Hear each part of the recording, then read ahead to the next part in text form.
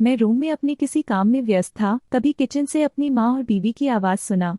मेरी बीवी माँ को खड़ी खोटी सुना रही थी। शायद माँ ने दूध फ्रिज से बाहर रख दिया था जिससे दूध फट गई थी। माँ बस यही कह रही थी कि उसने गलती से दूध बाहर छोड़ दिया और मेरी बीवी उन्हें डांटे लगा रही थी क्योंकि उसे मेरे लिए चाय बनाना था, पर दूध फटी देख वो बौखला गई थी। मैं ये सब सुन रहा था पर काम में व्यस्तता के कारण अपने काम में लग गया। ये कोई नई बात नहीं थी, सुलेखा की आदत सी हो गई थी माँ को खड़ी खोटी सुनाना। मैं भी सुलेखा की देखा देखी में कभी कभी माँ को डांट दिया करता था। हमेशा उन दोनों के बीच में सुलेखा का ही पक्ष लेता और माँ को डांट देता था।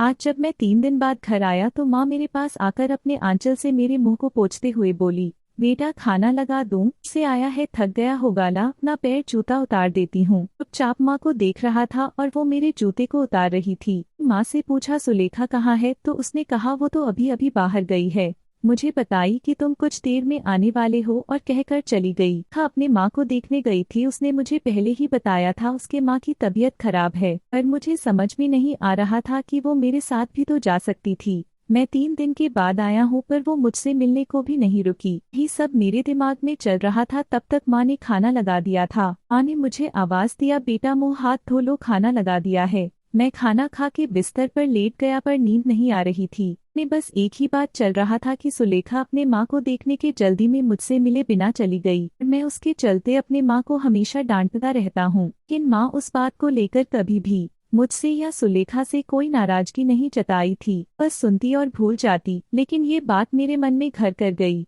रात में बस माँ के बारे में सोचता रहा, आखिर क्यों वो अपनी बेइज्जती बर्दाश्त करती है, आखिर क्या है वो चीज जिसके चलते माँ मुझसे इतना प्यार करती है, क्यों हमेशा मेरी चिंता करती है। वो सुलेखा की बातों का जवाब नहीं देती। क्यों क्यों और न जाने कितने ही क्यों मेरे मन को झकझोर रही थी। मैं सुबह माँ को सबसे पहले यही पूछा, आखिर कौन सी बात है जिसके चलते तुम इतना सब सहती हो और उफ तक नहीं करती। मैं माँ की बातों को सुनकर दांग रह गया। आज मुझे पता चल गया उस क्यों का कारण क्या है। माँ ने बहुत ही सहज भाव से कहा था, पर उनकी वो बातें मुझे आज सच से रूबरू करवा गया।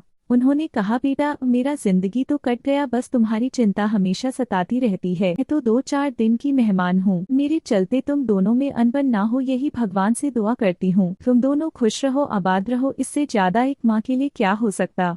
ये कहकर वो किचन चली गईं और जाते जाते कह गई, तू इतना सोच मत, सर दर्द करेगा। मुझे मेरे सारे क्यों का जवाब मिल गया था। ये सब माँ की ममता ही तो है जो अपने दुख को भुलाकर अपने बेटे के सुख की दुआ करती है। ये माँ की ममता ही थी जो मुझ जैसे पापी को भी मिल जाती है।